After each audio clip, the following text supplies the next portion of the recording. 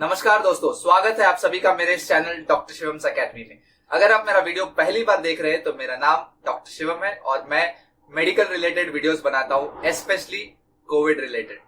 दोस्तों, आज की इस वीडियो में हम जानने वाले हैं कि अगर आपका जो ऑक्सीजन सैचुरेशन लेवल है वो सैचुरेशन पॉइंट के नीचे जा रहा है और आपको हॉस्पिटल में बेड्स या ऑक्सीजन अवेलेबल नहीं है या उसकी उपलब्धि नहीं है, या जब तक आपको ऑक्सीजन केयर ना मिले, तो कैसे आप टेम्पररीली अपनी ऑक्सीजन सैचुरेशन को बूस्ट कर सकते हैं, इंक्रीज कर सकते हैं घर पे रहते हुए।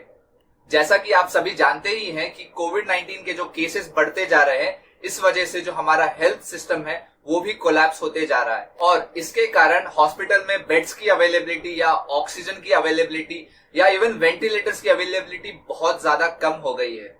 तो दोस्तों, आज हम बात करने वाले हैं हमारे जीवन की सबसे बड़ी जरूरत के बारे में और वो है ऑक्सीजन। बचपन से हमें पढ़ाया जा रहा है कि ऑक्सीजन हमारी जिंदगी के लिए कितनी ज्यादा जरूरी है और अगर हमें ऑक्सीजन ना मिले तो इंसान की जो मौत है वो कुछ ही मिनटों में हो जाती है। लेकिन इस पैंडेमिक कंडीशन ने हमें एक और नई चीज सिखाई है, वो ये है कि हमारे बॉडी में एक ऑक्सीजन का लेवल होता है और अगर उस लेवल से नीचे हमारा ऑक्सीजन जाए तो इंसान की मृत्यु हो सकती है। लेकिन कुछ एक्सरसाइजेस या कुछ प्रक्रिया या कुछ इनटेक से, फूड इनटेक से हम इस ऑक्सीजन सैचुरेशन को मेंटेन कर सकते हैं और सिर्फ मेंटेन ही नहीं, हम इस ऑक्सीजन लेवल को बढ़ा भी सकते हैं। तो उसके लिए हमें क्या करना होगा, कैसे हमारी ऑक्सीजन सैचुरेशन को बढ़ाया जाए, ये सब बातें हम जानने वाले हैं आज की इस वीडियो में। तो गाइस, इस वीडियो को पूरा अंत तक देखिए और जानिए कैसे आप अपनी ऑक्सीजन लेवल को बढ़ा सकते हैं।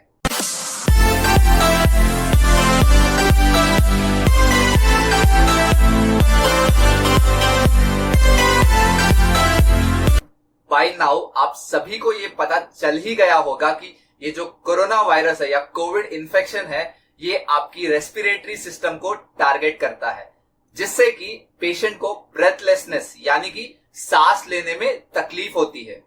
कुछ केसेस में ये ऑक्सीजन की जो लेवल है वो बहुत ज्यादा गिर जाती है सैचुरेशन पॉइंट के नीचे।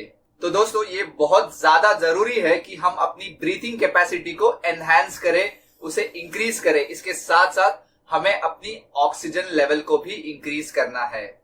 पहली टेक्निक है प्रोनिंग। कोरोना के बढ़ते केसेस के साथ बहुत से हॉस्पिटल्स में ऑक्सीजन टैंक्स की बहुत शॉर्टेज हो रही है। बाय नाउ बहुत लोग जानते होंगे कि अपनी ऑक्सीजन लेवल को कैसे इंक्रीज करें प्रोनिंग टेक्निक से। गाइस, इस प्रोनिंग टेक्निक को बहुत से लोगों ने अपने यूट्यूब वीडियोस में एक्सप्लेन किया है। इसके अलावा आप इस प्रोनिंग टेक्निक के बारे में बहुत से दूसरे सोशल मीडिया प्लेटफॉर्म्स या ऑनलाइन प्लेटफॉर्म्स में देख सकते हैं। बट जो सबसे ज्यादा इंपॉर्टेंट चीज है वो ये है कि आप इस टेक्निक को करेक्टली करें। सो आइए जानते हैं कि इस प्रोनिंग टेक्निक को कैसे किया जाए। इस प्रोनिंग टेक्निक में दो पार्ट्स होते हैं। सबसे पहला पार्ट है लाइंग ऑन योर बेली। इस टेक्निक में आपको 3 जगह पे पिल्लो रखना है। इसमें हमें करना क्या है कि हमें अपने पेट के बल सामने की तरफ लेट जाना है। लेकिन ऐसा नहीं है कि हमें सीधा पेट के बल लेटना है, क्योंकि जब हम ऐसा करते हैं तो हमारा पेट दब सकता है, जिसकी वजह से हमारा जो डायाफ्राम का मूवमेंट है वो इफेक्ट होगा। इस बात का ध्यान देना इसलिए ज्यादा जरूरी है क्योंकि जब हम सामने की तरफ लेटते हैं तो हमारे चेस्ट और स्टमक के बीच में यानी पेट के बीच में डायाफ्राम होता है और जो ये डायाफ्राम का मूवमेंट होता है उससे बहुत बड़ा कंट्रीब्यूशन मिलता है हमें ब्रीथिंग में। तो अगर आपका पेट दब जाता है तो इससे आपका डायाफ्राम का मूवमेंट इफेक्ट होगा, जिस वजह से आपकी जो ये टेक्निक है वो आपको उल्टा भी पड़ सकती है, यानी कि आपका ऑक्सीजन बढ़ने के बजाय कम भी हो सकता है। तो दोस्तों, हमें ऐसा बिल्कुल नहीं करना है, इसलिए हम 3 जगहों पे पिल्लो रखते हैं। सबसे पहला पिल्लो जो होगा वो बिल्कुल पैर की तरफ होगा, आपके घुटनों के नीचे, यानी कि आपकी जो नी है, नी जॉइंट के नीचे। दूसरा और सबसे ज्यादा इंपॉर्टेंट जगह जो है वो ये है कि आपको जो सेकंड पिल्लो रखना है वो आपको अपने पेल्विक एरिया या फिर आपके हिप बोन के नीचे रखना है। Depending on the size of the pillow या आपके कंफर्ट के अकॉर्डिंग आप उस जगह पे एक या उससे अधिक पिल्लो भी रख सकते हैं। इस बात का पूरा पूरा ध्यान देना है कि वो पिल्लो आपके पेट के नीचे नहीं आना चाहिए। पेट के नीचे का रीजन, जो लोअर पोर्शन है, बोन का जो पोर्शन है पेट के जो इमीडिएटली नीचे, जिसे हम हिप बोन कहते हैं, वो पिल्लो वहां आनी चाहिए। और तीसरा जो पिल्लो होगा उसको आप अपने अपर चेस्ट रीजन के पास रखें। सो प्रोनिंग पोजीशन में आने के बाद हमारा जो अपर चेस्ट है वो एक पिल्लो पे सपोर्टेड होगा, आपका जो हिप बोन है वो दूसरे पिल्लो पे सपोर्टेड होगा, और जो तीसरा पिल्लो होगा वो आपके नी के थोड़ा नीचे, यानी कि आपके घुटनों के थोड़ा नीचे होगा।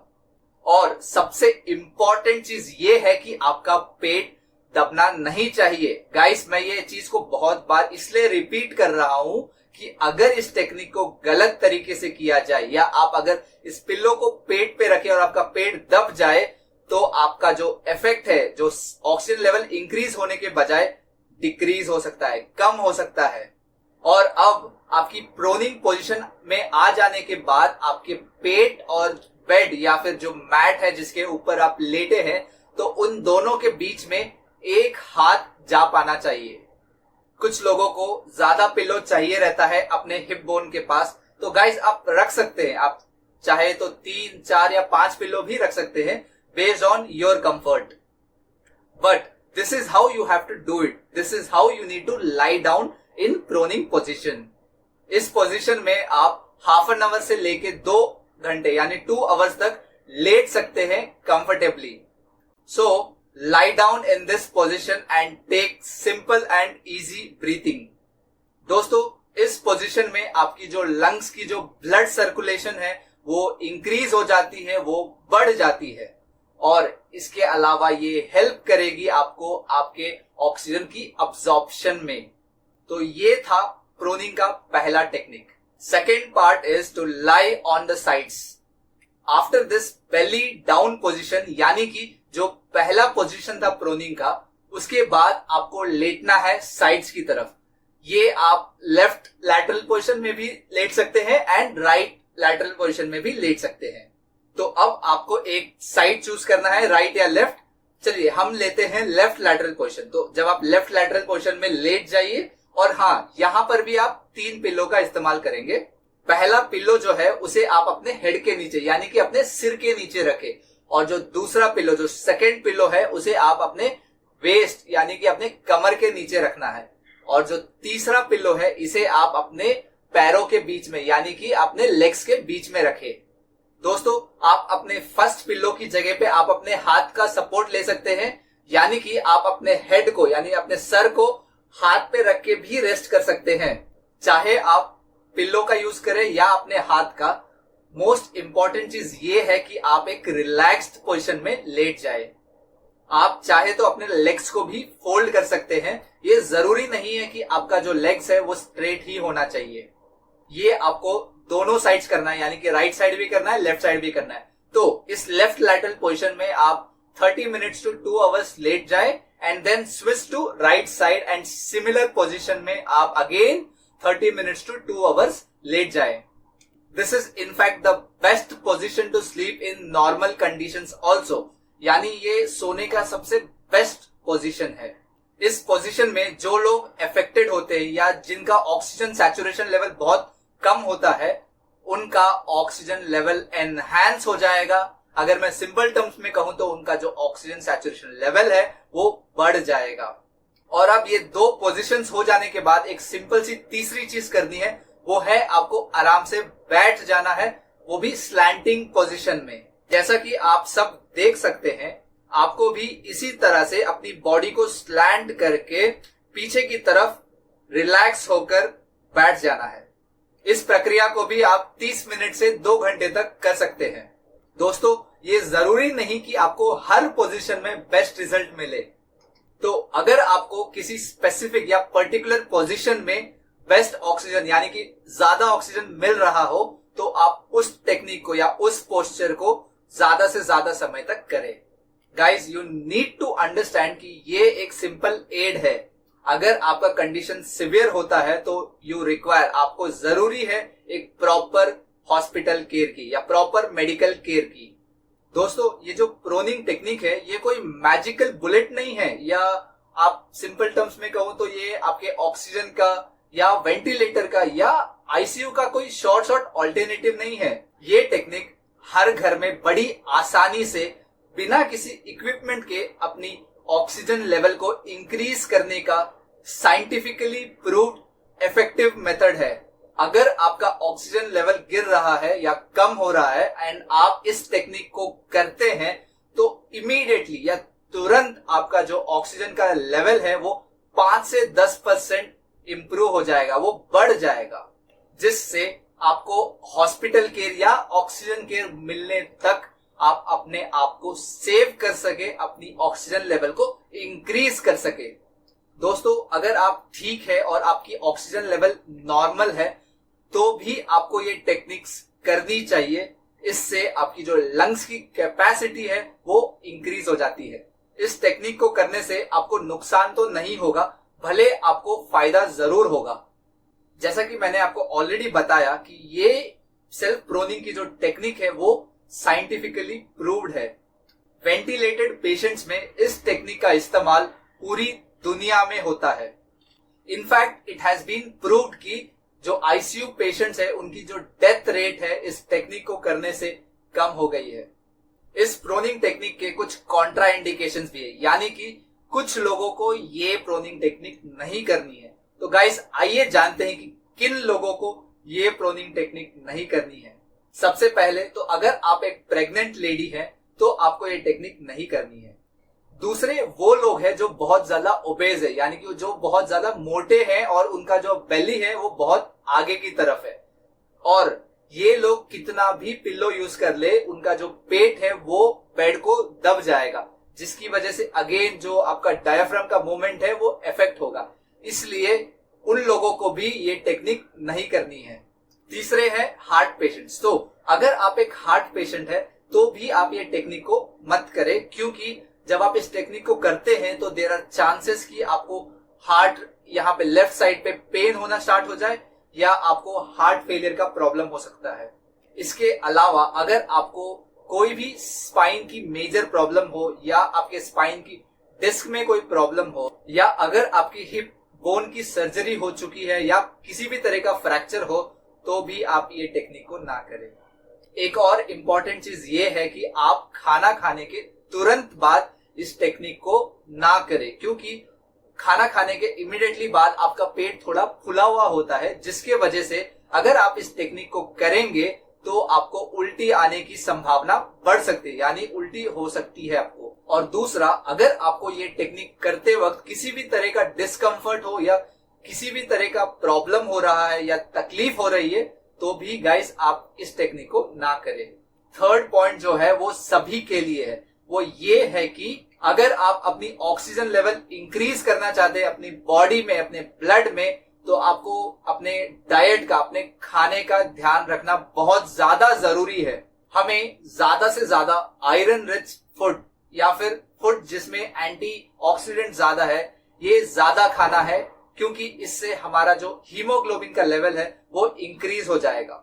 Spinach and all such green vegetables या हरी सब्जियां, इसके अलावा beans, pulses and beetroot and fruits like apricot, pomegranate, इन सभी से भी हमारे बॉडी या जो ब्लड का जो हीमोग्लोबिन काउंट है वो इंक्रीज हो जाता है। इसके अलावा आपको खाने में नमक यानी साल्ट का जो प्रयोग है वो कम करना है। इससे जो आपका ऑक्सीजन अब्जॉर्प्शन है आपकी किडनी में या आपके ब्लड में वो इंक्रीज हो जाएगा। Another important thing is to drink sufficient amount of water. जब भी आपको प्यास लगे तो आपको पानी जरूर पीना है और ज्यादा से ज्यादा क्वांटिटी में आपको पीना है, जिससे आप अपनी बॉडी को हाइड्रेट रखें। हम जो पानी पीते हैं उसमें हाइड्रोजन एंड ऑक्सीजन के ही मॉलिक्यूल्स होते हैं, यानी कि आप जितना ज्यादा पानी पिएंगे उससे आपकी जो बॉडी या ब्लड में जो ऑक्सीजन की लेवल है वो भी इंक्रीज हो जाएगी, वो बढ़ जाएगी। तो आप ज्यादा से ज्यादा पानी पिए। आज की वीडियो में बस इतना ही। आशा करता हूं कि आपको ये वीडियो बहुत ज्यादा इंफॉर्मेटिव लगा हो, बहुत ज्यादा हेल्पफुल हो, जिससे मेरा जो ये इंटेंशन था इस वीडियो को बनाने का वो पूरा होगा। अगर आपको ये वीडियो पसंद आया तो आप ये वीडियो को ज्यादा से ज्यादा लोगों को शेयर कीजिए, जिससे लोगों को जागरूक कर पाए, हम उन्हें बता पाए कि अगर आपको हॉस्पिटल केयर या ऑक्सीजन केयर नहीं मिल रहा है, जब आपका ऑक्सीजन लेवल गिर रहा है या कम हो रहा है, तो आप टेम्पररीली अपनी ऑक्सीजन लेवल को कैसे बढ़ा सकते हैं। दोस्तों, वीडियो को अंत तक देखने के लिए आप सभी का धन्यवाद। अगर आपको कोरोना वायरस या उसके नए सिम्टम्स या नया वेव या उसके जो वैक्सीन अवेलेबल है करेंटली, इनके बारे में जानना है, तो आप उन वीडियोस को मेरे यूट्यूब चैनल डॉक्टर शिवम्स एकेडमी में देख सकते हैं और इंफॉर्मेशन पा सकते हैं। मैं उन सभी वीडियोस का लिंक डिस्क्रिप्शन बॉक्स में डाल दूंगा ताकि आपको वीडियोस ढूंढने में ज्यादा परेशानी ना हो। अगर आपको मेरा ये वीडियो पसंद आया हो तो लाइक जरूर कीजिएगा, और हाँ, अगर आपको कुछ भी डाउट्स या क्वेश्चंस हो तो प्लीज आप कमेंट सेक्शन में अपने क्वेश्चन को कमेंट कीजिएगा, मैं उन सभी क्वेश्चंस का आंसर जरूर करूंगा। और हाँ, अगर आपने मेरा चैनल डॉक्टर शिवम्स एकेडमी अभी तक सब्सक्राइब नहीं किया है तो गाइस अभी जाके सब्सक्राइब कर लीजिएगा, और हाँ, बेल आइकन को भी प्रेस कर दीजिएगा ताकि आपको मेरे सभी वीडियोस की जो अपकमिंग वीडियोस है उनकी नोटिफिकेशन सबसे पहले मिल सके। तब तक के लिए अपना और अपने परिवार का ध्यान रखिएगा। Meet you later in the next video. Thank you guys.